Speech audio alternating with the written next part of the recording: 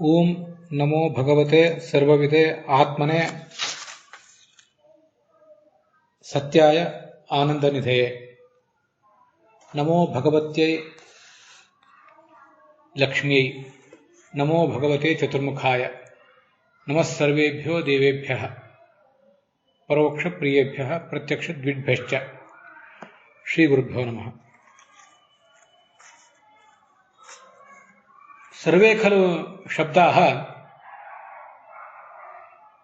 ಭಗವಂತಂ ಆನಂದನಿಧಿಂ ಆತ್ಮಾನಂ ಸತ್ಯಂ ಸರ್ವವಿಧಂ ವದಂತಿ. ಅತಃ ಭಗವದ್ವಾಚಕಾನ್ ತಾನ್ ಶಬ್ದಾನ್ ಸಾಧಕಃ ಅನ್ಯೇಷು ಪುರುಷೇಷು ಪದಾರ್ಥೇಷು ವಾ ನೈವ ಪ್ರಯುಂಜೀತ. ಭಗವದ್ವಾಚಕಾನಾಂ ಶಬ್ದಾನಾಂ ಅನ್ಯತ್ರ ಪ್ರಯೋಗೆ ಕ್ರಿಯಮಾಣೆ ತೇನ ಆತ್ಮಹಾನಿಃ ಭವತಿ. ಏವಂಚ ಆತ್ಮಹಾನಿ ಪರಿಹಾರಾರ್ಥಂ ಸಾಧಕಃ ಭಗವದಿತರೇಷು ಪದಾರ್ಥೇಷು ಜನೇಷು ಚ ಯಾವದರ್ಥಃ ಭವತಿ ಯಾವತಾ ಶಬ್ದಪ್ರಯೋಗೇನ ಅರ್ಥಾಃ ಭವಂತಿ ತಾವಂತ ಏವ ಶಬ್ದಾನ್ ಪ್ರಯುಂಜೀತ. ಯದಿ ಏತೆ ಪ್ರಯೋಜನ ಪ್ರಕಾರಾಃ ಸ್ವಯಮೇವ ಸಿದ್ಧ್ಯಂತೆ ತರ್ಹಿ ಸಾಧಕೋಯಂ ಉದರಂ ಭರಣಾರ್ಥಂ ನೈವ ಯತೇತ ಇತಿ ಸಾಧಕಸ್ಯ ಮೌನಲಕ್ಷಣಃ ತಪವಿಶೇಷಃ ಉಕ್ತಃ. ಅಪಿ ಚ ಸಹ ಸಾಧಕಃ ಭಗವದ್ದತ್ತೇನೈವ ಜೀವೇತ. ಭಗವದಿತರಾನ್ ಧನ ದುರ್ಮಧಾಂತಾನ್ ನೈವ ಯಾಚೇತ್ ಇತ್ಯಪಿ ಚೀರಾಣಿ ಕಿಂ ಪಥಿ ನ ಸಂತಿ ಇತ್ಯಾದಿಷು ಶ್ಲೋಕೇಷು ಉಕ್ತಮಸ್ತಿ. ಅಥಾತ್ರ ಷಷ್ಠಃ ಶ್ಲೋಕಃ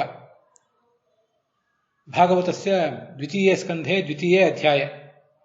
ಭಾಗವತದ 2ನೇ ಸ್ಕಂಧದ 2ನೇ ಅಧ್ಯಾಯದ 6ನೇ ಶ್ಲೋಕವನ್ನು ನಾವಿವತ್ತು ನೋಡಬೇಕಾಗಿದೆ. ಏವಂ ಸ್ವಚಿತ್ತೇ ಸ್ವತಯೇವ ಸಿದ್ಧೇ ಆತ್ಮ ಪ್ರಿಯೋರ್ಥೋ ಭಗವಾನ್ ಅನಂತಃ. ಇದು ಆ 6ನೇ ಶ್ಲೋಕ. ವಿರಾಟ್ ರೂಪವನ್ನು ಚಿಂತಿಸಬೇಕು ಅಂತ ಇಲ್ಲೆಲ್ಲ ವಿವರಣೆ ಬಂತು. ಆ ವಿರಾಟ್ ರೂಪದ ಧಾರಣ ಮಾಡಬೇಕು. ಅದಿಲ್ಲದೆ ಹೋದರೆ ಧ್ಯಾನವನ್ನಾದರೂ ಕೂಡ ಮಾಡಬೇಕು.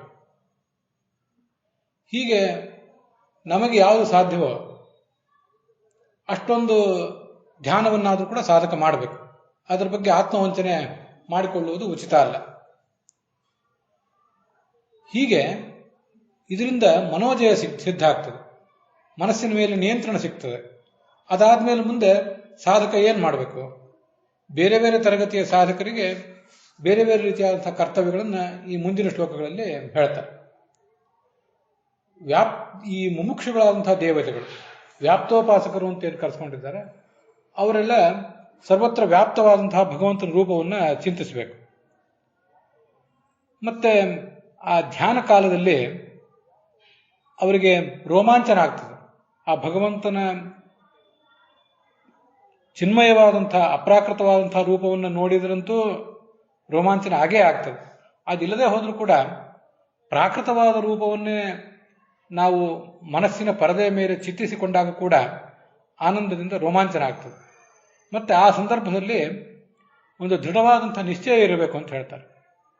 ಯಾವ ಕಾಲ ಒಂದಲ್ಲ ಒಂದು ಕಾಲದಲ್ಲಿ ನಾವೆಲ್ಲರೂ ಕೂಡ ಈ ಪರಮಾತ್ಮನನ್ನು ನಿಶ್ಚಿತವಾಗಿ ಹೊಂದುತ್ತೇವೆ, ಸಂಸಾರವನ್ನು ನೀಗಿಕೊಳ್ತೇವೆ ಅನ್ನುವಂಥ ಒಂದು ನಿಶ್ಚಯವನ್ನು ತಾಳಬೇಕು. ಈ ನಿಶ್ಚಯವನ್ನು ಮುಮುಕ್ಷುಗಳಾದಂಥ ಸರ್ವವ್ಯಾಪ್ತನಾದ ಭಗವಂತನನ್ನು ಚಿಂತಿಸುವಂತಹ ದೊಡ್ಡ ದೊಡ್ಡ ಸಾಧಕರು ಮಾತ್ರ ಮಾಡಬೇಕು ಅಂತ ಅರ್ಥ ಅಲ್ಲ. ಎಲ್ಲರೂ ಕೂಡ ಈ ನಿಶ್ಚಯವನ್ನು ತಾಳಲೇಬೇಕು. ಬಹಳ ದೊಡ್ಡವರಾದ ದೇವತೆಗಳಿಗೆ ಹಾಗೆ ನೋಡಿದರೆ ಈ ನಿಶ್ಚಯ ಮೊದಲಿಂದೂ ಇರ್ತದೆ. ನಮಗೆ ಈ ನಿಶ್ಚಯ ಬರಬೇಕು ಅಂತ ಅನ್ನೋದನ್ನು ಈ ಶ್ಲೋಕದಲ್ಲಿ ಹೇಳ್ತಿದ್ದಾರೆ. ಇದರಿಂದ ಸಂಸಾರ ತೊಲಗುತ್ತದೆ, ಹಾಗೆ ಪರಮಾತ್ಮನ ಪ್ರಾಪ್ತಿಯೂ ಕೂಡ ಆಗ್ತದೆ ಅಂತ ಈ ಶ್ಲೋಕ. ಇಲ್ಲಿ ನಿಯತಾರ್ಥ ತಂ ನಿರ್ವೃತೋ ನಿಯತಾರ್ಥೋ ಭಜೇತ ಅಂತ ಈ ಶ್ಲೋಕ ಇದೆ. ಏನದು ನಿಯತಾರ್ಥ ಅಂದ್ರೆ ಏನು? ಆಚಾರ್ಯರು ಅಲ್ಲಿ ಏತಂ ಇತಃ ಪ್ರಾಪ್ಯ ಇತಃ ಪ್ರೇತ್ಯ ಅಭಿಸಂಭವಿತಾಸ್ಮಿ ಇತಿ ನಿಯತಾರ್ಥ. ಇದೊಂದು ವೇದವಾಕ್ಯ, ಛಾಂದೋಗ್ಯ ಉಪನಿಷತ್ತಿನಲ್ಲಿ ಬಂದಿರುವಂತಹ ವಾಕ್ಯ ಇದು. ಆ ವಾಕ್ಯದ ಸ್ವರೂಪದ ಬಗ್ಗೆ ಸ್ವಲ್ಪ ಭಿನ್ನ ಅಭಿಪ್ರಾಯ ಇದೆ. ಏತಮಿತ ಸ್ತಂ ಪ್ರಾಪ್ಯ ಅಂತ ಕೆಲವು ಕಡೆ ಕೇಳಿ ಬರ್ತದೆ. ಅದೇನೇ ಇಲ್ಲಿ ಛಾಂದೋಗ್ಯ ಉಪನಿಷತ್ತಿನಲ್ಲಿ 3ನೇ ಅಧ್ಯಾಯದಲ್ಲಿ ಈ ಒಂದು ಮಂತ್ರ ಕೇಳಿ ಬರ್ತದೆ. ಆ ಮಂತ್ರದ ಸಂಖ್ಯೆ ಬಗ್ಗೆನೂ ಕೂಡ ಸ್ವಲ್ಪ ಅದು ಎಲ್ಲಿದೆ ಏನು ಅಂತ ಅನ್ನೋದ್ರ ಬಗ್ಗೆ ನನಗೆ ಸರಿಯಾಗಿ ಹುಡುಕ್ಲಿಕ್ಕೆ ಆಗಲಿಲ್ಲ. ಏನೇ ಇಲ್ಲಿ ಛಾಂದೋಗ್ಯ ಉಪನಿಷತ್ತಿನಲ್ಲಿ ಬಂದಿರುವಂತಹ ಒಂದು ಮಂತ್ರ ಅದು. ಅದನ್ನು ಆಚಾರ್ಯರು ಇಲ್ಲಿ ಉದ್ಧರಿಸಿದ್ದಾರೆ. ವಿಜಯಧ್ವಜರದ್ದು ಕೇಳ್ತಾರೆ, ಎದೃಚ್ಛೆಯ ಲಬ್ಧ ಅಶನಾದಿನ, ಭಗವಂತನ ಇಚ್ಛೆಗನುಸಾರವಾಗಿ ನಮಗೇನು ಸಿಗಬೇಕೋ ಅದು ಸಿಕ್ಕಿತ್ತು. ಇದೆಲ್ಲ ಸಿಕ್ಕ ಮೇಲೆ ಮನಸ್ಸಿಗೆ ಸಂತೋಷ ಆಗ್ತದೆ, ಭಗವಂತನು ಕೂಡ ಪ್ರಸನ್ನನಾಗ್ತಾನೆ. ಅವನ ಅನುಗ್ರಹದಿಂದ ನಮ್ಮ ಮನಸ್ಸು ನಮ್ಮ ಅಧೀನದಲ್ಲಿ ಬರ್ತದೆ. ಮುಂದೆ ಆ ಭಗವಂತನನ್ನ ಮನಸ್ಸಿನಲ್ಲಿ ಚಿಂತಿಸಬೇಕು. ಭಗವಂತನನ್ನ ಸಕಲ ವಸ್ತುಗಳಿಗಿಂತಲೂ ಅತ್ಯಂತ ಪ್ರಿಯ ಅಂತ ಚಿಂತನೆ ಮಾಡಬೇಕು. ದೇಹ ಪುತ್ರಾದಿಭ್ಯ ಅಪಿ ಅನಂತಂ ಪ್ರಿಯ ಅರ್ಥ, ಆತ್ಮ ಪ್ರಿಯೋರ್ಥೋ ಭಗವಾನ್ ಅನಂತಃ. ನಮಗೆ ನಮ್ಮ ಮೇಲೆ, ನಮ್ಮವರ ಮೇಲೆ ಎಷ್ಟು ಪ್ರೀತಿ ಇದೆ, ಅದೆಲ್ಲದಕ್ಕಿಂತ ಹೆಚ್ಚಿನ ಪ್ರೀತಿಯನ್ನ ಆ ಭಗವಂತನಲ್ಲಿ ನಾವು ಇಡಬೇಕು. ಹೀಗೆ ಆ ಭಗವಂತನನ್ನ ನಾವು ನಮ್ಮ ಹೃದಯದಲ್ಲಿ ಧರಿಸಿಕೊಂಡು ಅವನ ಬಗ್ಗೆ ಒಂದು ಭಾವನೆಯನ್ನು ತಾಳಿ ನಿರ್ವೃತಃ ಒಂದು ರೋಮಾಂಚನ ಆಗ್ತದೆ. ಮುಂದೆ ನಿಯತಾರ್ಥ ಅದನ್ನೇ ಇಲ್ಲಿ ಹೇಳಿರೋದು. ಇತಃ ಪ್ರಾಪ್ಯ ಇತಃ ಪ್ರೇತ್ಯ, ಈ ಶರೀರವನ್ನು ಬಿಟ್ಟ ಮೇಲೆ ಏತಂ ಆ ಭಗವಂತನನ್ನ ನಾನು ಹೋಗಿ ಅಭಿಸಂಭವಿತ ತಲುಪುವವನಿದ್ದೇನೆ ಅಂತ ಆ ಶ್ಲೋಕ ಹೇಳ್ತದೆ. ಸರಿ, ಇದು ಚರ್ಮದೇಹ ಮುಗಿದ ಮೇಲೆ, ಚರ್ಮದೇಹವು ಕೊನೆಗೊಂಡ ಮೇಲೆ ಆಗುವಂಥ ಸಂಗತಿ. ಈಗ ನಾವೇನು ಮಾಡಬೇಕು? ನಮಗೂ ಕೂಡ ಇದು ಹೇಗೆ ಅನ್ವಿತ ಆಗ್ತದೆ ಅಂತ ಒಂದು ಪ್ರಶ್ನೆ ಬರ್ತದೆ. ಅದಕ್ಕೆ ಹೀಗೆ ನಮಗೂ ಕೂಡ ಹೊಂದಿಸ್ಕೋಬಹುದು. ನನಗೆ ಈಗ ಕೊನೆಯ ದೇಹ ಬಂದಿಲ್ಲದೆ ಇರಬಹುದು, ನನ್ನ ಸಾಧನೆಯನ್ನು ಬಹಳ ದೂರವೇ ಇರಬಹುದು. ಅದಿರಲಿ, ಒಂದಲ್ಲ ಒಂದು ದಿವಸ ಆ ಭಗವಂತನನ್ನು ನಾನು ಹೋಗಿ ತಲುಪ್ತೇನೆ ಅನ್ನುವಂಥ ದೃಢವಾದಂತಹ ವಿಶ್ವಾಸವನ್ನು ತಾಳಬೇಕು. ಇದು ಬಹಳ ಮುಖ್ಯವಾದದ್ದು ನಿಯತಾರ್ಥ ಅಂತ ಅನ್ನೋದಕ್ಕೆ. ನಿಯತಾರ್ಥ ಅನ್ನೋದಕ್ಕೆ ನಿಶ್ಚಿತ ಸ್ವರೂಪ ಅಂತ ಅರ್ಥ ಬರೀತಾರೆ ಶ್ರೀಧರರು. ನಿಯತಾರ್ಥ ಅಂತ ಅನ್ನೋದಕ್ಕೆ ಆಚಾರ್ಯರು ಹೇಳಿದಂತೆ ಏನು ಅರ್ಥ ಇದೆ ಅಂಥದೇ ಅರ್ಥವನ್ನು ಸ್ವಲ್ಪ ಬೇರೆ ವಾಕ್ಯಗಳಿಂದ ಬರೆದಿದ್ದಾರೆ ರಾಧಾಕೃಷ್ಣರು. ನಿಶ್ಚಿತವಾದ ಭಗವಂತ ನಮ್ಮನ್ನು ಕಾಪಾಡಿಯೇ ಕಾಪಾಡ್ತಾನೆ, ನಾವು ಆತನನ್ನು ಖಂಡಿತವಾಗಿ ಒಂದು ದಿವಸ ತಲುಪ್ತೀವಿ ಅನ್ನುವಂಥ ನಿರ್ಧಾರ ಅವ್ರಿಗೆ ಬರಬೇಕು. ಅದು ಅವ್ರು ಹೇಳುವಂಥ ಅರ್ಥ ನಿಯತಾರ್ಥ ಅಂತ ಅನ್ನೋದಕ್ಕೆ. ಹೀಗೆ ವಿಶೇಷತಃ ಕಲಿಯುಗದಲ್ಲಿ ನಮಗೆ ಬರುವಂತಹ ಒಂದು ಸಮಸ್ಯೆ ಇದೆ. ನಿಶ್ಚಿತ ಪರಮ ಪುರುಷಾರ್ಥ, ಅನೇಕ ರೀತಿಯಾದ ಕಲಿಕಾಲದ ದಾಳಿಗಳಿಗೆ ನಾವು ಬಲಿಯಾಗಿ ಮತ್ತೆ ತಮೋಗುಣದ ಒತ್ತಡಕ್ಕೆ, ತಮೋಗುಣದ ತುಳಿತಕ್ಕೆ ಸಿಕ್ಕಿ ನಾವು ಅಧ್ಯಾತ್ಮದಲ್ಲೇ ಆಸಕ್ತಿ ಕಳ್ಕೊಳ್ಳುವಂತಹ ಪ್ರಸಂಗ ಬರ್ತದೆ. ಇದು ಈ ಒಂದು ಸುದೀರ್ಘವಾದಂಥ ಗುರಿ ಯಾವತ್ತು ನಮಗೆ ಸಾಧ್ಯ ಆಗುವುದು, ಇದನ್ನು ನಾವು ತಲುಪುವುದು ಯಾವಾಗ ಅಂತ ಬಹಳ ಒಂದು ಗೊಂದಲ ಆಗಿಬಿಟ್ಟಿರ್ತದೆ. ಅಂಥ ಗೊಂದಲದಲ್ಲೇ ತೊಳಲಾಡುವಂಥ ಅನೇಕ ಜನ ನಮಗೆ ಕಾಣಸಿಗ್ತಾರೆ. ಅನೇಕ ಜನ ಕಾಣಸಿಗ್ತಾರೆ ಅಂತ ಹೇಳುವುದು ನಾನು ಇನ್ನೊಬ್ಬರನ್ನ ದೃಷ್ಟಿಯಲ್ಲಿ ಇಟ್ಕೊಂಡಲ್ಲ.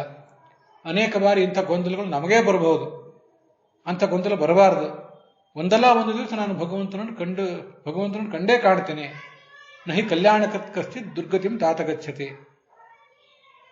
ಭಗವಂತನ ಮಾರ್ಗದಲ್ಲಿ ಯಾರಿದ್ದಾನೆ ಅವನಿಗೆ ಎಂದೂ ದುರ್ಗತಿ ಇಲ್ಲ, ಅವನು ಸದ್ಗತಿಯನ್ನು ಪಡೆದೇ ಪಡಿತಾನೆ ಅನ್ನುವಂಥ ಒಂದು ಭರವಸೆ ಇರಬೇಕು. ನಾಸತೋ ವಿದ್ಯತೆ ಭಾವ, ನಾಭಾವೋ ವಿದ್ಯತೆ ಸತಃ. ಸತ್ ಅಂದರೆ ಪ್ರಶಸ್ತ ಕರ್ಮ, ಶ್ರವಣ ಮನನ ಧ್ಯಾನ ಇವೇ ನಮಗೆ ಪ್ರಶಸ್ತ ಕರ್ಮ. ನಾವೀಗ ಮಾಡ್ತಿರೋ ಪ್ರಶಸ್ತ ಕರ್ಮಗಳು ಅಂದರೆ ಇದರಲ್ಲಿ ತೊಡಗಿರುವಂತಹ ನಮಗೆ, ನಮ್ಮ ಈ ಕರ್ಮಕ್ಕೆ ಎಂದು ಅಭಾವ ಅಂತ ಅನ್ನೋದಿಲ್ಲ, ನಾಶ ಅನ್ನೋದಿಲ್ಲ, ವೈಯರ್ಥ್ಯವಿಲ್ಲ ಅಂತ ಅದರ ತಾತ್ಪರ್ಯ. ಹೀಗೆ ದೃಢವಾದ ನಿರ್ಧಾರವನ್ನು ತಾಳಬೇಕು. ಇತಿ ನಿಯತಾರ್ಥ ಆಚಾರ್ಯ ಬರೆಯುವುದು ಅದನ್ನು. ಮುಂದೆ ಅದರಿಂದ ಏನು ಫಲ? ಭಜನವನ್ನು ಯಾವತ್ತೂ ಬಿಡಬಾರದು. ಕದಾಚಿದಪಿ ತದ್ ಭಜನಂ ನ ಮುಂಚೇತ್ ವಿಜಯಧ್ವಜನ. ಫಲ ಏನು ಅಂದ್ರೆ ಈ ಸಂಸಾರಕ್ಕೆ ಕಾರಣವಾದಂತಹ ಅವಿದ್ಯಾ ಮೊದಲಾದವುಗಳು ನಷ್ಟ ಆಗಿ ಹೋಗ್ತವೆ. ಮುಂದೆ ಭಗವಂತನ ಪ್ರಾಪ್ತಿಯೂ ಕೂಡ ಆಗ್ತದೆ. ಭಜೇತ ಸಂಸಾರ ತಮ್ ನಿರ್ವೃತೋ ನಿಯತಾರ್ಥೋ ಭಜೇತ ಸಂಸಾರ ಹೇತು ಪರಮಶ್ಚ ಯತ್ರ. ನ ಕೇವಲಂ ಸಂಸಾರ ಹೇತು ಉಪರಮಃ, ಸಂಸಾರಕ್ಕೆ ಕಾರಣವಾದ ಅವಿದ್ಯೆ ಮೊದಲಾದವು ತೊಲಗುವುದು ಮಾತ್ರ ಅಲ್ಲ, ನಿರ್ದುಃಖಾನಂದಾನುಭವ ಎಂಬ ಮೋಕ್ಷವೂ ಕೂಡ ಆಗ್ತದೆ ಅಂತ ಅದನ್ನು ವಿಜಯಧ್ವಜರು ಅರ್ಥ ಬರೀತಾರೆ. ಏವಂ ಸ್ವಚಿತ್ತೆ ಅಂತ ಬಂತಲ್ಲ, ನಮ್ಮ ಈ ಮನಸ್ಸು ನಮ್ಮ ಕೈ ವಶ ಆಗುವುದು ಅಂತ. ಅಲ್ಲಿ ಮನಸ್ಸು ಅಂದ್ರೆ ಯಾವುದು? ಯಾದವಾರ್ಯರು ಬರೀತಾರೆ, ಜಡರೂಪವಾದ ಮನಸ್ಸಾಗಲಿ ಸ್ವರೂಪಭೂತವಾದ ಮನಸ್ಸಾಗಲಿ ಎರಡೂ ಕೂಡ ನಮ್ಮ ಕೈಯಲ್ಲಿ ಬರಬೇಕು. ಹೀಗೆ ಅನಾಯಾಸವಾಗಿ ಆಗ್ತದೆ ತೀವ್ರವಾದಂತಹ ಅಭ್ಯಾಸದಿಂದ. ಅಭ್ಯಾಸೇನ ಚ ಕೌಂತೆಯ ಪ್ರಯತ್ನೇನ ಚ ಗೃಹ್ಯತೆ ಅಂತ ಹೇಳುವಂತೆ ಮನಸ್ಸನ್ನ ಹೀಗೆ ನಿರಂತರವಾದ ಧಾರಣ ಧ್ಯಾನಗಳಿಗೆ ಒಳಪಡಿಸಿದಾಗ ಮನಸ್ಸು ಕೈವಶ ಆಗ್ತದೆ. ಇದಾದ್ಮೇಲೆ ವ್ಯಾಪ್ತನಾದಂತಹ ಭಗವಂತನನ್ನು, ಭಗವಾನ್ ಅನಂತಹ ವ್ಯಾಪ್ತ ತಂ ಭಜೇತ ತದ್ಧ್ಯಾನಂ ನಿರಂತರಂ ಕಾರ್ಯಂ. ಇದು ಉತ್ತಮಾಧಿಕಾರಿಗಳಿಗೆ ಯೋಗ್ಯವಾದಂತಹ ಧ್ಯಾನ ಅಂತ. ಉತ್ತಮಾಧಿಕಾರಿಣಾಂ ಯೋಗ್ಯಂ ಧ್ಯಾನಂ ವಿಹಿತಮಿತಿ ಜ್ಞಾತವ್ಯಂ. ಅವನನ್ನ ಯಾಕೆ ಭಜಿಸಬೇಕು ಅಂದ್ರೆ ಎಲ್ಲದಕ್ಕಿಂತಲೂ ಆತ ಪ್ರಿಯ ಆದ್ರಿಂದ, ದೇಹಪುತ್ರಾದಿಗಳಿಗೆ ಎಲ್ಲದಕ್ಕಿಂತಲೂ ಪ್ರಿಯ ಆದ್ರಿಂದ. ನಿಯತಾರ್ಥ ಅಂತನ್ನೋದಕ್ಕೆ ಈ ವಿಜಯಧ್ವಜರು ಭಾಗವತ ತಾತ್ಪರ್ಯದ ವಾಕ್ಯಗಳನ್ನು ವ್ಯಾಖ್ಯಾನಿಸೋದಿಲ್ಲ, ಯಾದವಾರರು ಅದನ್ನು ವ್ಯಾಖ್ಯಾನಿಸಿರ್ತಾರೆ. ಇತಃ ದೇಹಾತ್ ಪ್ರೇತ್ಯ, ಈ ದೇಹದಿಂದ ಹೊರಗೆ ಹೋಗಿ ಅವನನ್ನು ತಲುಪ್ತೇನೆ ಅಂತ ಶ್ರುತಿ ಇದು. ಚಾಂದೋಗ್ಯ ಉಪನಿಷತ್ತು 3ನೇ ಅಧ್ಯಾಯದಲ್ಲಿ ಬರುವಂಥದ್ದು. ಇದು ನಿಶ್ಚಿತ ಪ್ರಯೋಜನ. ರಕ್ಷತಿ ಇತ್ಯೇಷ ವಿಶ್ವಾಸ ತದೀಯೋಹಮಿತಿ ಸ್ಮೃತಿ ಶರಣಾಗತಿರಿತ್ಯೇಷ ವಿಷ್ಣು ಮೋಕ್ಷ ಫಲಪ್ರದ ಅಂತ ಇಲ್ಲಿ ಯಾದವಾರರು ಹೇಳಿದ್ದಲ್ಲ, ಸುಮ್ಮನೆ ನಾನು ಹಾಗೆ ಅದನ್ನ ನೆನಪು ಮಾಡಿಕೊಂಡೆ ಅಷ್ಟೆ. ತದೀಯೋಹಂ, ನಾನು ಭಗವಂತನ ಭಕ್ತನಾಗಿದ್ದೇನೆ ಅನ್ನುವಂಥ ಎಚ್ಚರ. ಆ ಒಂದು ಸ್ಮೃತಿ, ಯಾವತ್ತೂ ಆ ಸ್ಮೃತಿ ತಪ್ಪಬಾರದು. ರಕ್ಷತಿ ಇತ್ಯೇವ ವಿಶ್ವಾಸ, ಅವನು ನಾನು ಕಾಪಾಡಿಯೇ ಕಾಪಾಡ್ತಾನೆ ಅನ್ನುವಂಥ ಒಂದು ಎಚ್ಚರ ಇರಬೇಕು. ಇದಕ್ಕೆ ಶರಣಾಗತಿ ಅಂತಾರೆ. ಅಂಥ ಶರಣಾಗತಿ ನಮಗೆ ಬಂದ್ರೆ ಅದನ್ನು ಮೋಕ್ಷ ನಿಶ್ಚಿತ. ಹೀಗೆ ಸಂಸಾರ ತೊಲಗುತ್ತದೆ, ಅದರಿಂದ ಭಗವಂತನ ಪ್ರಾಪ್ತಿಯೂ ಕೂಡ ಆಗ್ತದೆ ಅಂತ ಅದರ ತಾತ್ಪರ್ಯ. ಅದರ ಮುಂದೆ ಸಸರ್ವವಿತ್ ಹೃದಯ ಅನುಭೂಶ್ಚ ಸರ್ವ ಆತ್ಮ ಯಥಾ ಸುಪ್ತ ಜನೈಕ್ಷಿತೇಕಃ ತಂ ಸತ್ಯಮಾನಂದ ನಿಧಿಂ ಭಜೇತ ಸರ್ವಾತ್ಮನಾಥೋನ್ಯತ ಆತ್ಮಘಾತಃ ಅಂತ 7ನೇ ಶ್ಲೋಕ. ಇವತ್ತು ಆರಂಭದಲ್ಲಿ ನಾನು ಮಂಗಲಾಚರಣೆ ಮಾಡಿದೆ. ನಮೋ ಭಗವತೆ ಸರ್ವವಿದೆ ಆತ್ಮನೇ ಸತ್ಯಾಯ ಆನಂದ ನಿಧಯೇ ಅಂತ. ಇವೆಲ್ಲವೂ ಕೂಡ ಸತ್ ಚಿತ್ ಆನಂದ ಆತ್ಮ ಅಂತ ಮುಮುಕ್ಷುಗಳಾದವರು ಏನೊಂದು ಉಪಾಸನೆ ಮಾಡಬೇಕು. ಮನುಷ್ಯರಾದವರು ಕೂಡ 4 ಗುಣಗಳಿಂದ ಭಗವಂತನ ಉಪಾಸನೆ ಮಾಡಬೇಕು ಅಂತಿದೆಯಲ್ಲ, ಸತ್ ಚಿತ್ ಆನಂದ ಆತ್ಮ ಅಂತ. ಆ 4 ಗುಣಗಳನ್ನ ಇಲ್ಲಿ ಭಾಗವತದಲ್ಲಿ ಹೇಳಿದ್ದಾರೆ, ವ್ಯಾಖ್ಯಾನಕಾರರು ಅದನ್ನು ವಿವರಿಸಿದ್ದಾರೆ.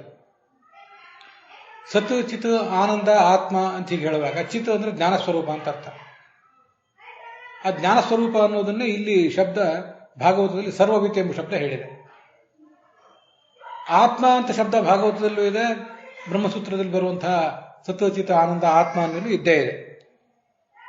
ಮತ್ತೆ ಅಲ್ಲಿ ಆನಂದ ಅಂತಿದೆ, ಸಚ್ಚಿತ ಆನಂದ ಅಂತ. ಇಲ್ಲಿ ಆನಂದ ನಿಧಿ ಅಂತಿದೆ. ಅಲ್ಲಿ ಸತ್ ಅಂತ ಶಬ್ದ ಇದೆ, ಇಲ್ಲಿ ಸತ್ಯ ಅಂತಿದೆ. ಹೀಗೆ 4 ಗುಣಗಳನ್ನು ನಾವೆಲ್ಲರೂ ಉಪಾಸಿಸಬೇಕಾದ 4 ಗುಣಗಳನ್ನು ಇಲ್ಲಿ ವರ್ಣನೆ ಮಾಡಿದ್ದಾರೆ.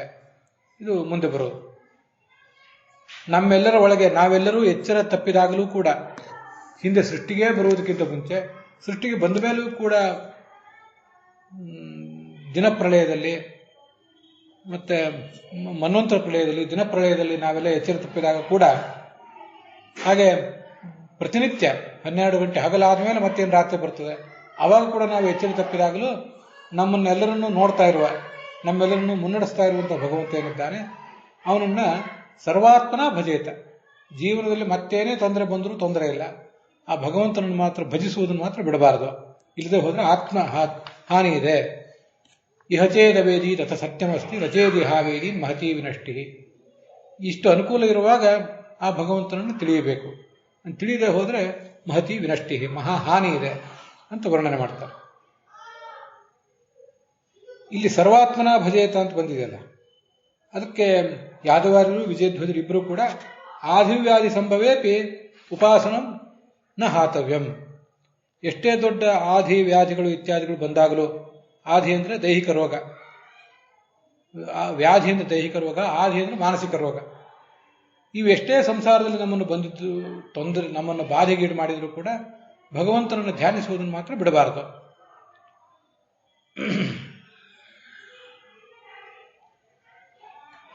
ಆ ಬ್ರಹ್ಮಸೂತ್ರ ಭಾಷ್ಯದಲ್ಲಿ ಅದು ಆಧಿವ್ಯಾಧಿ ನಿಮಿತ್ತೇನ ವಿಕ್ಷಿ ಮನಸೋಪಿತು ಗುಣಾನಾಂ ಸ್ಮರಣಾಶಕ್ತಿಯ ವಿಷ್ಣೋರ್ ಬ್ರಹ್ಮತ್ವಮೇವತು ಅಂತ ಅಲ್ಲಿ ಬಂದಿರೋದು. ನಮಗೆ ಸಂಸಾರದಲ್ಲಿ ಕಷ್ಟಗಳಿಗಂತೂ ಏನು ಕೊರತೆ ಇಲ್ಲ, ಸುಖಗಳೂ ಇವೆ, ಕಷ್ಟಗಳಿಗಂತೂ ಏನು ಕೊರತೆ ಇಲ್ಲ.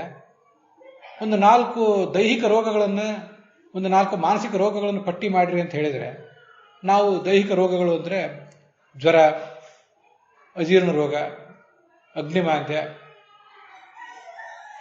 ಹೀಗೆ ಇತ್ತೀಚಿನವರೆಗೂ ಏನು ಸಾಂಕ್ರಾಮಿಕ ರೋಗಗಳು ಈಗೂ ನಮ್ಮನ್ನು ಬಂದು ಕಾಡ್ತಾ ಇವೆ ಅಂತ 4 ರೋಗಗಳನ್ನು ಪಟ್ಟಿ ಮಾಡ್ತೀವಿ. ಮಾನಸಿಕ ರೋಗವನ್ನು ಪಟ್ಟಿ ಮಾಡ್ರಿ ಅಂದರೆ ಮತ್ತೆ ಯಥಾ ಪ್ರಕಾರ ಕೀಳರಿಮೆ, ಸ್ಕೀಜೋಫ್ರೇನಿಯಾ, ಹಿಸ್ಟೀರಿಯಾ ಇಂಥವೇನೋ 4 ರೋಗಗಳನ್ನು ಪಟ್ಟಿ ಮಾಡ್ತೇವೆ. ನಮಗೆ ಇನ್ನೊಂದು ಪ್ರಧಾನವಾದಂಥ ರೋಗ ಇದೆ. ಅದೇನು ಪ್ರಧಾನವಾದ ರೋಗ ಅಂದರೆ ಶಾಸ್ತ್ರದ ಶ್ರವಣದಲ್ಲಿ, ಪ್ರವಚನದಲ್ಲಿ, ಮನನದಲ್ಲಿ ಮತ್ತು ಧ್ಯಾನದಲ್ಲಿ ಪ್ರವೃತ್ತಿ ಆಗದೇ ಇರುವುದು. ಪ್ರವೃತ್ತಿ ಆದರೂ ಕೂಡ ಶ್ರವಣ ಮಾಡಿದ್ದು ಅರ್ಥ ಆಗದೇ ಇರುವುದು, ಮನನ ಮಾಡಲಿಕ್ಕೆ ಆಗದೇ ಇರುವುದು. ಮನನದ ಕೊರತೆಯಿಂದಲೇ ಅದು ನಮಗೆ ಮನವರಿಕೆಗೆ ಬರ್ತಾ ಇಲ್ಲ. ಧ್ಯಾನಕ್ಕೆ ಕೂತ್ರೆ ಕೆಲವು ಕ್ಷಣ ಒಂದು ಸ್ಥಿರವಾದ ಆಸನದಲ್ಲಿ ಕೂಡ್ಲಿಕ್ಕೆ ಆಗದೇ ಇರುವುದು. ಇದೇ ನಮ್ಮ ದೊಡ್ಡ ಅಧ್ಯಾತ್ಮದ ರೋಗ. ಈ ಅಧ್ಯಾತ್ಮದ್ದು ಒಂದು ರೋಗ ಇದೆ, ಆ ರೋಗದಿಂದ ನಾವು ಗ್ರಸ್ತರಾಗಿದ್ದೀವಿ ಎಲ್ಲರೂ ಅಂತ ನಮಗೊಂದು ಅರಿವಿಗೆ ಬಂದಿಲ್ಲ. ಅದೇ ದೊಡ್ಡ ಸಮಸ್ಯೆ. ರೋಗ ಇದೆ ಅಂತ ನಮಗೆ ಗೊತ್ತಾದರೆ ಮುಂಚೆ ನಾವು ಆಮೇಲೆ ಬಳಿಕ ವೈದ್ಯರ ಹತ್ರ ಹೋಗ್ಬೋದು. ಕೆಲವು ಬಾರಿ ನಮ್ಗೆ ಗೊತ್ತಿಲ್ಲದೆ ಹೋದರೂ ಕೂಡ ವೈದ್ಯರು ಅದನ್ನು ಡಯಾಗ್ನೋಸ್ ಮಾಡ್ತಾರೆ, ಅದು ವಿಷಯ ಬೇರೆ. ಅಂತೂ ನಮಗೆ ರೋಗ ಬಂದಿದೆ ಅನ್ನೋದು ಗೊತ್ತಾಗೋದು ಬಹಳ ಮುಖ್ಯ. ಹೀಗೆ ಅಧ್ಯಾತ್ಮದಲ್ಲಿ ಪ್ರವೃತ್ತಿ ಆಗದೇ ಇರುವಿಕೆ, ಪ್ರವೃತ್ತಿಯ ಕೊರತೆ ಅನ್ನುವುದೇ ಒಂದು ದೊಡ್ಡ ಮಾನಸಿಕ ರೋಗ, ಆತ್ಮದ ರೋಗ. ಅದು ಆತ್ಮಕಂಠಿತ ರೋಗ. ಉಳಿದಿದ್ದೆಲ್ಲವೂ ಮನಸ್ಸಿಕಂಠಿತ ರೋಗ ಇರ್ಬೋದು, ಇದು ಆತ್ಮಕಂಠಿತ ರೋಗ. ಅಂಥ ದೊಡ್ಡ ಸಂಕಟ ಬಂದರೂ ಕೂಡ ಭಗವಂತನನ್ನ, ಅವನು ಜ್ಞಾನ ಸ್ವರೂಪ, ಅವನ ಆನಂದ ಸ್ವರೂಪ, ಅವನು ನಮಗೆ ಆತ್ಮ, ನಮ್ಮ ಅಂತರ್ಯಾಮಿಯಾಗಿದ್ದಾನೆ, ಅವನು ನಿರ್ದೋಷ ಅಂತ ಇಷ್ಟನ್ನಾದರೂ ಚಿಂತಿಸದೇ ಬಿಡಬಾರ್ದು. ಅದಾಗದೆ ಹೋದರೆ ಬ್ರಹ್ಮ ಎಂಬ ಶಬ್ದದಿಂದಾದರೂ ಭಗವಂತನ ಉಪಾಸನೆ ಮಾಡಬೇಕು, ಆತ್ಮ ಎಂಬ ಶಬ್ದದಿಂದಲೂ ಮಾಡಬೇಕು. ಆತ್ಮೇತಿ ಉಪದಿಶ್ಯಂತಿ ಗ್ರಾಹಯಂತಿ ಚ ಅಂತ ಕೇಳಿ ಬರ್ತದೆ. ಅದನ್ನು ನಾವು ಹಿಂದೆ ಅನೇಕ ಕಡೆ ನೋಡಿದ್ದೇವೆ. ಆತ್ಮ ಅಂತಾದರೂ, ಬ್ರಹ್ಮ ಅಂತಾದರೂ, ಬ್ರಹ್ಮ ಅಂದರೆ ಬಹಳ ದೊಡ್ಡವನು ಅಂತ ಅರ್ಥ. ಉಳಿದಿದ್ದು ಯಾವುದು ಗೊತ್ತಿಲ್ಲ. ಭಗವಂತನ ಆನಂದ ಅಂದ್ರೇನು, ಅವನ ನಿರ್ದೋಷತೆ ಅಂದ್ರೇನು, ಭಗವಂತ ಅಪ್ರಾಕೃತವಾದ ದೇಹ ಇರುವವನು ಅಂದ್ರೇನು, ಅವನು ಸಗುಣನೆ, ಸಾಕಾರನೆ, ಹೀಗೆಲ್ಲ ಅನೇಕ ಗೊಂದಲಗಳಿದ್ರೂ ಕೂಡ ನಾವು ಕೂಡ ಭಗವಂತನಂತೆ ಅಪ್ರಾಕೃತವಾದ ಶರೀರ ಇದ್ದವರು. ನಮಗೂ ನಮ್ಮ ಗುಣಗಳಿಗೂ, ನಮ್ಮ ಸ್ವರೂಪಭೂತವಾದ ಗುಣಕ್ರಿಯೆಗಳಿಗೂ ಸವಿಶೇಷ ಭೇದ ಇದೆ. ಭಗವಂತನಿಗೂ ಅವನ ಗುಣಗಳಿಗೂ ಸವಿಶೇಷ ಭೇದ ಇದೆ. ಇಂಥ ಅನೇಕ ಸಂಗತಿಗಳನ್ನು ಶಾಸ್ತ್ರ ಪ್ರತಿಪಾದನೆ ಮಾಡಿದಾಗ ಅವು ನಮ್ಮ ಮನವರಿಕೆಗೆ ಬರದೇ ಇರಬಹುದು. ಮೊದಲು ಏನಾದರೂ ತೊಂದರೆ ಇಲ್ಲ, ಎಷ್ಟಾದರೂ ತೊಂದರೆ ಇಲ್ಲ, ದೇವರು ದೊಡ್ಡವನು ಅನ್ನುವ ಉಪಾಸನೆಯನ್ನು ಮಾತ್ರ ಬಿಡಬಾರದು. ಅದನ್ನ ಇಲ್ಲಿ ಹೇಳೋದು. ಇದು ನಮಗೆ ಆ ಸಮಸ್ಯೆ ಬಂದಿಲ್ಲದೆ ಹೋದಾಗ ಆ ಸಮಸ್ಯೆಯ ತೀವ್ರತೆ ನಮ್ಗೆ ಗೊತ್ತಾಗೋದಿಲ್ಲ. ಎಷ್ಟು ದೊಡ್ಡ ಸಮಸ್ಯೆ ಬರ್ತದೆ ಅಂದರೆ, ಧ್ಯಾನ ಮಾಡಬೇಕು ಅಂತ ಇಷ್ಟೆಲ್ಲ ಹೇಳ್ತೀರಿ, ಯಾರನ್ನು ಧ್ಯಾನ ಮಾಡಬೇಕು? ಭಗವಂತನ ಧ್ಯಾನ ಮಾಡಬೇಕು. ಸಹಜವಾದ ಉತ್ತರ. ಭಗವಂತನ ರೂಪ ಅಪ್ರಾಕೃತ, ನಮಗದೀಗ ಕಣ್ಣಿಗೆ ಕಾಣಿಸುವುದಿಲ್ಲ. ಹಾಗಾದರೆ ನಾವೀಗ ಚಿಂತನೆ ಮಾಡಬೇಕಾದ್ದು ಪ್ರಾಕೃತವಾದ ವಿಗ್ರಹವನ್ನು, ಕಲ್ಲಿನ, ಕಟ್ಟಿಗೆ, ಲೋಹದ ವಿಗ್ರಹವನ್ನು ಪೂಜಿಸಬೇಕು. ಧ್ಯಾನ ಮಾಡಲಿಕ್ಕೆ ಅಂತ ಕೂತಾಗ ಮನಸ್ಸಿನ ಪರದೆಯ ಮೇಲೆ ಆ ಭಗವಂತನ ಒಂದು ರೂಪವನ್ನ ನಾವು ಮನೋಮಯವಾದ ರೂಪವನ್ನು ಚಿಂತನೆ ಮಾಡ್ಕೋಬೇಕು. ಅದು ಪ್ರಾಕೃತವೇ. ಅಂತೂ ಏನಾದರೂ ಪ್ರಾಕೃತವನ್ನೇ ಮಾಡಿದಂತಾಯ್ತಲ್ಲ. ಈ ಪ್ರಾಕೃತವಾದ ರೂಪವನ್ನು ಎಷ್ಟು ಕಾಲ ಮಾಡಿದ್ರೇನು, ಎಷ್ಟು ಕೋಟಿಗಟ್ಟಲೆ ವರ್ಷ ಮಾಡಿದ್ರೇನು ಭಗವಂತ ಕಾಣುವುದು ಯಾವಾಗ? ಇದೇನು ಆಗು ಹೋಗುವ ಸಂಗತಿಯ ಇದು ಅಂತ ತೀವ್ರವಾದಂತಹ ಒಂದು ನಿರಾಶೆಯಲ್ಲಿ ಕೆಲವರು, ನಿರಾಶೆ ಅಲ್ಲದೆ ಹೋದರೂ ತೀವ್ರವಾದಂತಹ ಒಂದು ಸಂದೇಹ, ಅದರಲ್ಲಾದರೂ ಕೆಲವರು ತೊಳಲಾಡ್ತಾ ಇರ್ತಾರೆ. ಪ್ರಶ್ನೆ ಇರುವುದು, ನಾವು ಚಿಂತನೆ ಮಾಡುವುದು ಪ್ರಾಕೃತವನ್ನೇ, ಈಗ ಸದ್ಯ ಮನಸ್ಸಿನ ಪರದೆ ಮೇಲಾದರೂ ಚಿತ್ತಿಸಿಕೊಂಡದ್ದು ಪ್ರಾಕೃತವನ್ನೇ, ಇಲ್ಲ ಅಂತಲ್ಲ. ಆದರೆ ಸರ್ವಶಕ್ತನಾದವನು ಭಗವಂತ ಇದ್ದಾನೆ. ಅವನು ನಾವು ಈ ಪ್ರಾಕೃತ ವಿಗ್ರಹವನ್ನೇ ಸುದೀರ್ಘ ಕಾಲ ಚಿಂತನೆ ಮಾಡಿ ಮಾಡಿ ಪಕ್ವತೆಯನ್ನು ತಲುಪಿದಾಗ ಒಂದು ದಿವಸ ತನ್ನ ಅಪ್ರಾಕೃತವಾದ ವಿಗ್ರಹವನ್ನು ಅವನು ತೋರಿಸ್ತಾನೆ. ನಾವೇನು ಭಗವಂತನ ನಮ್ಮ ಪ್ರಯತ್ನದಿಂದ, ನಮ್ಮ ಹೆಗ್ಗಳಿಕೆಯಿಂದ, ನಮ್ಮ ಮಹಾಪ್ರಯತ್ನಗಳಿಂದ, ನಮ್ಮ ಮೇಧಾವಿತನದಿಂದ ನಾವೇನು ಆ ಭಗವಂತನ ಅಪ್ರಾಕೃತ ವಿಗ್ರಹವನ್ನು ಸಾಕ್ಷಾತ್ಕರಿಸಿಕೊಳ್ಳುತ್ತಿದ್ದೀವಿ. ನಮ್ಮ ಮಹಿಮೆಯಿಂದ ಆಗುವುದಲ್ಲ ಇದಾಗುವುದೆಲ್ಲವೂ ಕೂಡ ಆ ಭಗವಂತನ ಅನುಗ್ರಹದಿಂದ. ನಾಯಮಾತ್ಮ ಪ್ರವಚನೇನ ಲಭ್ಯ ನ ಮೇಧಯ ನ ಬಹುನಾಶ್ರುತೇನ ಯಮಯ ವೈಷ ವೃಣುತೆ ತೇನ ಲಭ್ಯ ತಸ್ಯೈಷ ಆತ್ಮ ವಿವೃಣುತೆ ತನು ಸ್ವಾಂ. ಈ ಭಗವಂತನನ್ನ ಪ್ರವಚನ ಮಾಡಿ ಮೇಧಾಶಕ್ತಿಯಿಂದ ಮತ್ಯಾವುದೋ ಮಹಾ ತಪಸ್ಸಿನಿಂದ ನಾವು ಸಾಕ್ಷಾತ್ಕರಿಸ್ಕೊಂಡು ಬಿಡ್ತೀವಿ. ಅವನ ಅಪ್ರಾಕೃತವಾದ ದಿವ್ಯ ರೂಪದ ದರ್ಶನ ನಮಗಾಗ್ತದೆ. ಅದನ್ನು ಶಾಸ್ತ್ರ ಹೇಳ್ತಾ ಇದೆ. ಅದಕ್ಕಾಗಿ ನಮ್ಮ ಪ್ರಯತ್ನ ನಾವು ಮಾಡಬೇಕು ಅಂತ ಶಾಸ್ತ್ರ ಹೇಳುವುದಲ್ಲ. ಹಾಗೆ ಶಾಸ್ತ್ರ ಹೇಳಿದೆ ಅಂತ ತಿಳ್ಕೊಳ್ಳುವುದು ವ್ಯರ್ಥ. ಯಮೆಯ ವೈಷ ವೃಣುತೆ, ಭಗವಂತ ಯಾರೋ ಕೆಲವರನ್ನ ವೃಣುತೆ ಆಯ್ಕೆ ಮಾಡ್ಕೋತಾನೆ. ಇವನನ್ನು ನಾನು ಸ್ವೀಕಾರ ಮಾಡಬೇಕು, ಇವನಿಗೆ ನನ್ನ ಸ್ವರೂಪವನ್ನು ತೋರಿಸ್ಬೇಕು ಅಂತ. ಭಗವಂತ ತೋರಿಸ್ಲಿಕ್ಕೆ ಸಾಮರ್ಥ್ಯ ಇದ್ದಾನಲ್ಲ, ಅವನ ಸಾಮರ್ಥ್ಯದಿಂದ ಆಗುವುದದು, ನಮ್ಮ ಸಾಮರ್ಥ್ಯದಿಂದ ಆಗುವುದು ಅಲ್ಲವೇ ಅಲ್ಲ. ಹಾಗಿರುವಾಗ ನೀವ್ಯಾಕೆ ಚಡಪಡಿಸ್ಬೇಕು?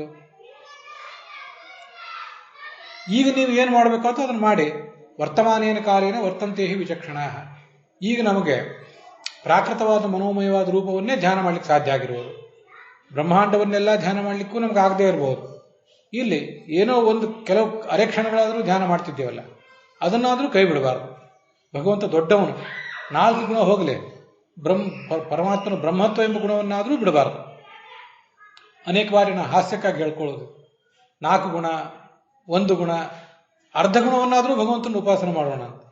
ಅರ್ಧ ಗುಣ ಅಂತನ್ನುವುದಿಲ್ಲ, ಇರುವುದೆಲ್ಲವೂ ಪೂರ್ಣವಾದ ಗುಣವೇ. ಬ್ರಹ್ಮನನ್ನ, ಪರಮಾತ್ಮನನ್ನ ಬ್ರಹ್ಮ ಅಂತ ಆದರೂ ಉಪಾಸನೆ ಮಾಡೋಣ. ಬ್ರಹ್ಮ ಶಬ್ದದ ಪೂರ್ಣ ಅರ್ಥ ನಮಗೆ ತಿಳಿದೇ ಹೋದ್ರು, ಆತ್ಮ ಶಬ್ದದ ಪೂರ್ಣ ಅರ್ಥ ನಮಗೆ ತಿಳಿದೇ ಹೋದ್ರು ಉಪಾಸನೆ ಮಾಡೋದೇ ಮಾಡೋಣ. ಬ್ರಹ್ಮ ಎಂಬ ಶಬ್ದ ಆಗಲಿ, ಆತ್ಮ ಎಂಬ ಶಬ್ದ ಆಗಲಿ, ತನ್ನ ಎಲ್ಲ ಮಗ್ಗುಲುಗಳನ್ನು, ಅರ್ಥದ ಮಗ್ಗುಲುಗಳನ್ನು ಚತುರ್ಮುಖ ಬ್ರಹ್ಮನಂತಹ ಮಹಾಸಾಧಕನಿಗೆ ಮಾತ್ರ ತಿಳಿಸ್ತದೆ.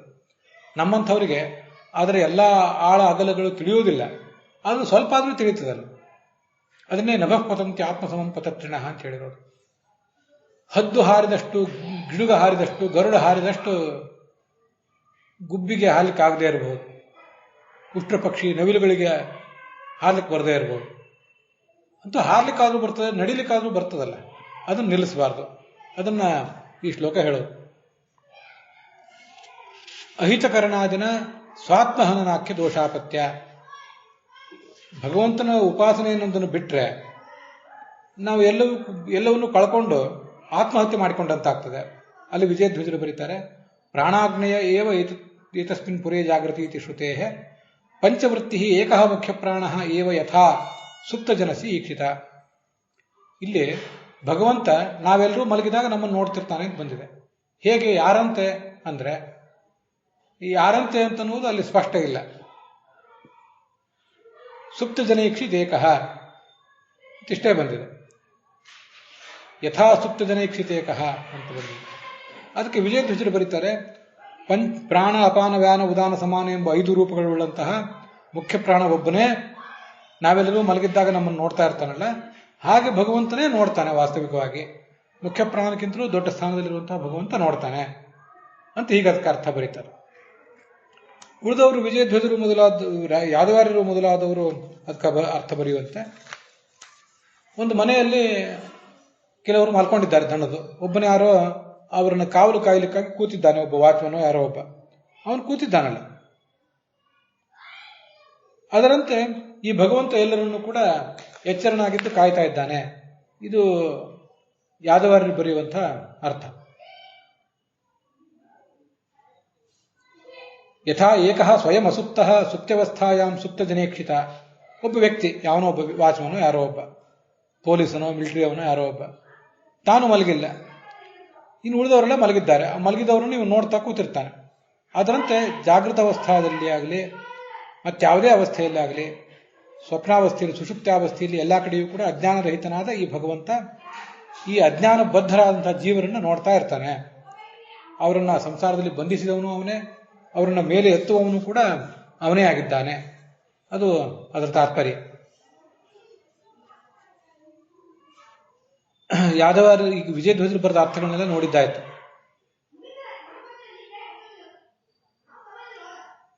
ಈ ಪ್ರಭುವಾದಂತಹ ಸರ್ವಸ್ವಾಮಿಯಾದ ಭಗವಂತ ಎಲ್ಲವನ್ನೂ ನೋಡುವ ಶಕ್ತಿ ಉಳ್ಳವನಾಗಿದ್ದಾನೆ. ಅವನಾದ್ರಿಂದ ನೋಡ್ತಾನೆ. ಹೀಗೆ ಅವನ ಶಕ್ತಿ ಇರುವುದರಿಂದ ಅಂತ ಅದರ ತಾತ್ಪರ್ಯ. ಶಾರೀರಂ ಜೀವಂ ಪ್ರಹತ್ಯ ಸಂಹತ್ಯ, ಅಲ್ಲಿ ಒಂದಿಷ್ಟು ಭಾಗವತ ತಾತ್ಪರ್ಯವೂ ಕೂಡ ಇದೆ. ಮೊದಲು ಆ ಶ್ಲೋಕದ ಅರ್ಥವನ್ನು ಪೂರ್ಣವಾಗಿ ಹೇಳಿ ಆಮೇಲೆ ಭಾಗವತ ತಾತ್ಪರ್ಯಕ್ಕೆ ನಾವು ಸಾಗೋಣ. ಭಜನೀಯ ಯೋಜಂ ಭಜನೀಯ ಅನಂತಃ. ನಾವು ಯಾರನ್ನು ಸೇವಿಸಬೇಕಾಗಿದೆಯೋ ಅಂತಹ ಅನಂತನಾದಂತಹ, ದೇಶತಃ ಕಾಲತಃ ಗುಣತಃ ಅನಂತನಾದ, ಸರ್ವವಿತ್ ಸರ್ವಜ್ಞನಾದ, ಎಲ್ಲರ ಹೃದಯದಲ್ಲಿರುವಂಥ, ಮತ್ತೆ ಅನುಭೂಹು ಅಂತ ಕರ್ಸ್ಕೊಂಡಿದ್ದಾನೆ ಅವನು. ಯಾಕೆ ಅನುಭೂಹು ಅಂದ್ರೆ ತನ್ನ ಇಚ್ಛೆಗನುಸಾರವಾಗಿ ರೂಪಗಳನ್ನು ತಾಳಬಲ್ಲ ಅವನು. ಅಂಥ ಸರ್ವ ಇವನು. ಸರ್ವ ಅಂದ್ರೆ ಸರ್ವ ಪೂರ್ಣ ಗುಣತ್ವತಃ ಅಂತ ಇದೆಲ್ಲ ಸರ್ವಮೂಲದಲ್ಲಿ ಬಂದಿದೆ. ಪೂರ್ಣ ಗುಣನಾದ್ರಿಂದ ಆತ ಸರ್ವ. ಆತ್ಮ ಅಂದ್ರೆ ಸ್ವಾಮಿ, ನಮ್ಮ ಒಡೆಯ ಅಂತ ಅರ್ಥ. ತಮ್ ಸತ್ಯಂ ಸರ್ವೋತ್ತಮಂ ಆನಂದ ನಿಧಿಂ ಆನಂದೋ ನಿತರಾಂ ಧೀಯತೆ ಅಸ್ಮಿನ್. ಆನಂದದ ಕಡಲವನು, ಆನಂದದ ಖಜಾನೆ. ಸರ್ವಾತ್ಮನ ಎಲ್ಲರೂ ಏನೇ ಕಷ್ಟ ಬಂದರೂ ಕೂಡ ಇದನ್ನು ಉಪಾಸನೆ ಮಾಡಬೇಕು. ಅದರಿಂದ ಏನಾಯ್ತು? ತತ್ರ ಸರ್ವವಿತ್ ಆತ್ಮ ಸತ್ಯಂ ಆನಂದ ನಿಧಿಂ ಭಜೇತ ಅಂತ 4 ಶಬ್ದಗಳಿದೆ.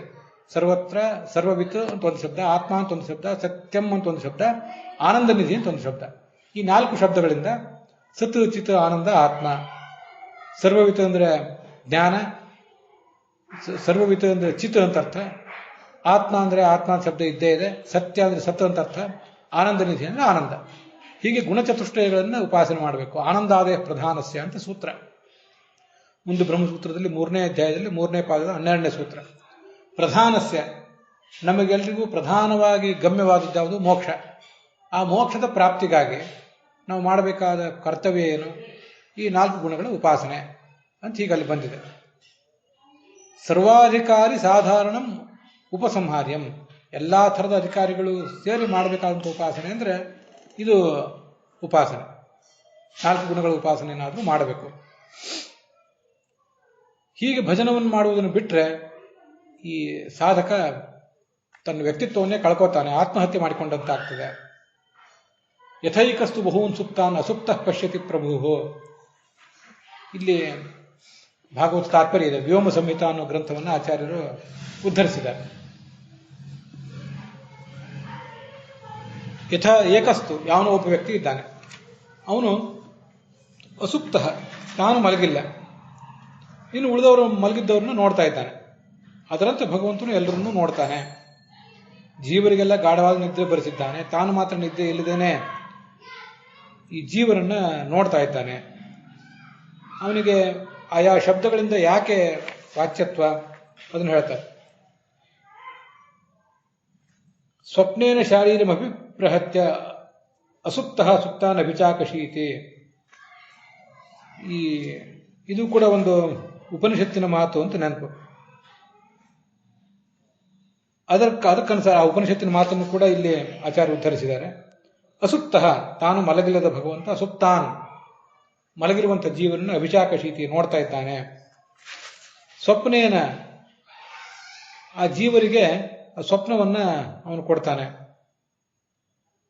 ಕನಸು ಕಾಣುವಂತೆ ಮಾಡ್ತಾನೆ, ಮತ್ತೆ ನಿದ್ರೆ ಬರುವಂತೆ ಕೂಡ ಮಾಡ್ತಾನೆ. ಶಾರೀರಂ, ಶರೀರದಲ್ಲಿರುವಂತಹ ಈ ಜೀವನಿಗೆ ಅವನಿಗೆ ಇದೆಲ್ಲವೂ ಬರುವಂತೆ ಅವನು ಮಾಡ್ತಾನೆ ಅಂತ ಅದರ ತಾತ್ಪರ್ಯ. ಸ್ವಪ್ನೇನ ಸುಷುಪ್ತ್ಯ ಶಾರೀರಂ ಜೀವಂ ಅಭಿಪ್ರಹತ್ಯ ಅಂದರೆ ಸಂಯೋಜ್ಯ, ಅವನಿಗೆ ಕನಸು ಬರುವಂತೆ ಅವನಿಗೆ ಮಾಡಿ, ಕನಸು ಕಾಣುವಂತೆ ಮಾಡಿ, ಹೀಗರ್ಥ. ಮುಂದೆ ಆ ಶ್ಲೋಕದಲ್ಲಿ ಯಥೇಷ್ಟ ಭವನಾತ್ ವಿಷ್ಣು ಅನುಭೂ ಪರಿಕೀರ್ತಿತ, ಅನುಭೂ ಅಂತ ಕರೀತಾರೆ ಅವನನ್ನು. ಯಾಕೆಂದ್ರೆ ಯಥೇಷ್ಟವಾಗಿ ತನ್ನ ಇಚ್ಛೆಗನುಸಾರವಾಗಿ ಎಷ್ಟು ಬೇಕಾದರೂ ರೂಪವನ್ನು ತಾಳಬಲ್ಲವನಾದ್ರಿಂದ ಆತನನ್ನ ಅನುಭೂ ಅಂತಾರೆ. ಉದದಿ ಕರ್ಮಣಾಮೀಶಃ, ಈ ಭಗವಂತನನ್ನ ಉದಧಿ ಅಂತ ಕೂಡ ಕೆಲವು ಕಡೆ ವರ್ಣನೆ ಮಾಡುವುದಿದೆ. ಅದ್ಯಾಕೆ ಹಾಗೆ ಹೇಳ್ತಾರೆ ಅಂದ್ರೆ ಎಲ್ಲಾ ಕರ್ಮಗಳಿಗೂ ಆತ ಪ್ರೇರಕ, ಆದ್ರಿಂದ ಆತನನ್ನ ಉದಧಿ ಅಂತ ಹೀಗೆ ವರ್ಣನೆ ಮಾಡ್ತಾರೆ.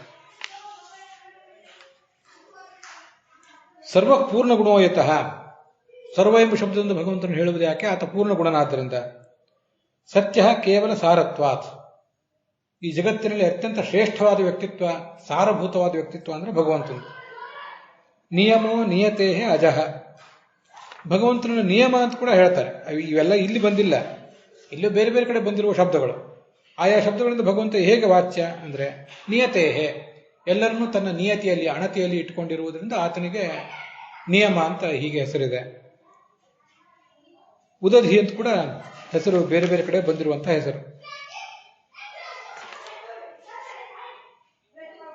ಕೆಲವರ ಪಾಠದಲ್ಲಿ ಇಲ್ಲಿ ಸುಪ್ತ ಜನಯಕ್ಷಿತ ಅಂತಿದೆಯಲ್ಲ, ಮಲಗಿರುವ ಜನರನ್ನು ನೋಡ್ತಾನೆ ಅಂತ. ಕೆಲವು ಕಡೆ ಸ್ವಪ್ನ ಜನಯಕ್ಷಿತ ಅಂತ ಪಾಠ ಇಟ್ಕೊಂಡಿದ್ದಾರೆ. ಆ ಪಾಠದ ಪ್ರಕಾರ ಜೀವ ಸ್ವಪ್ನದಲ್ಲಿ ಅನೇಕ ಶರೀರಗಳನ್ನು ತಾಳ್ತಾನೆ, ಬೇರೆ ಬೇರೆ ಶರೀರಗಳಲ್ಲಿ ಓಡಾಡ್ತಾನೆ. ಹಾಗೆ ಭಗವಂತನೇ ಈ ನಮ್ಮೆಲ್ಲರ ಶರೀರಗಳಲ್ಲಿ ಕೂಡ ಸಂಚಾರ ಮಾಡ್ತಿದ್ದಾನೆ. ವಸ್ತುತಃ ಅವನೇ ದ್ರಷ್ಟ, ಎಲ್ಲ ಜೀವರು ಕೂಡ ಭಗವತ್ ಸ್ವರೂಪರು ಅಂತ ಹೀಗೊಂದು ಅಭಿಪ್ರಾಯವನ್ನ ಕೆಲವರು ಹೇಳ್ತಾರೆ. ಆದರೆ ಆಚಾರ್ಯರ ಪಾಠ ಸುಪ್ತ ಜನಯಕ್ಷಿತ ಅಂತ, ಮಲಗಿರುವ ಜನರನ್ನು ಅವನು ನೋಡ್ತಾ ಇದ್ದಾನೆ. ರಾತ್ರಿ ಮಲಗಿರುವವರು ಅಂತಲೂ ಒಂದರ್ಥ, ಅಥವಾ ಕೇವಲ ರಾತ್ರಿ ಮಲಗಿರುವುದಲ್ಲ, ಸೃಷ್ಟಿಗೆ ಬರುವುದಕ್ಕಿಂತಲೂ ಮುಂಚೆ ಒಂದು ಗಾಢವಾದ ನಿದ್ದೆ, ಸೃಷ್ಟಿಗೆ ಬಂದ ಮೇಲೂ ಕೂಡ ಮನ್ವಂತರ ಪ್ರಳಯ, ದಿನ ಪ್ರಳಯ ಮೊದಲಾದ ಪ್ರಸಂಗಗಳಲ್ಲಿ ಏನೊಂದು ನಿದ್ರೆ ಬರ್ತದಲ್ಲ, ಆ ನಿದ್ರೆ, ಅದೆಲ್ಲವನ್ನೂ ಕೂಡ ಇಲ್ಲಿ ಹೇಳಿದ್ದಾರೆ ಅಂತ ನಾವು ತಿಳ್ಕೊಳ್ಬೇಕು. ಇದಕ್ಕೆ ಪ್ರಾಚೀನರು ಯಾದವೇಂದ್ರ ತೀರ್ಥರು, ಅನಂತ ತೀರ್ಥರು ಅವರು ಮಾಡಿದ ವ್ಯಾಖ್ಯಾನಗಳು ಕೂಡ ಇವೆ. ಅಲ್ಲಿ ಮುಖ್ಯ ಪ್ರಾಣ ಅಂತ ಅರ್ಥ ಬಂತಲ್ಲ, ಏಕಃ ತತ್ವದೇವತಾ ಪ್ರೇರಣಾರಹಿತ, ತತ್ವದೇವತೆಗಳನ್ನು ಮುಖ್ಯ ಪ್ರಾಣ ಪ್ರೇರಿಸ್ತಾನೆ. ಮುಖ್ಯ ಪ್ರಾಣನಿಗೆ ತತ್ವದೇವತೆಗಳ ಪ್ರೇರಣೆ ಬೇಕಾಗಿಲ್ಲ. ಆ ಮುಖ್ಯ ಪ್ರಾಣ ಮಲಗಿರುವ ಜನರನ್ನು ಹೇಗೆ ನೋಡ್ತಾನೋ ಹಾಗೆ ಭಗವಂತನೇ ಎಲ್ಲರನ್ನೂ ನೋಡ್ತಾನೆ. ಭಗವಂತ ತನ್ನ ಕಾರ್ಯಗಳನ್ನು ಹೇಗೆ ಮಾಡ್ತಾನೆ ಅನ್ನೋದಕ್ಕೆ ಏನಾದ್ರು ದೃಷ್ಟಾಂತ ಕೊಡುವುದಿದ್ರೆ ಸ್ವಲ್ಪ ಮಟ್ಟಿಗೆ ಮುಖ್ಯ ಪ್ರಾಣವನ್ನು ಕೊಡಬಹುದು ಅಂತ ಅದರ ತಾತ್ಪರ್ಯ ಆಗ್ತದೆ.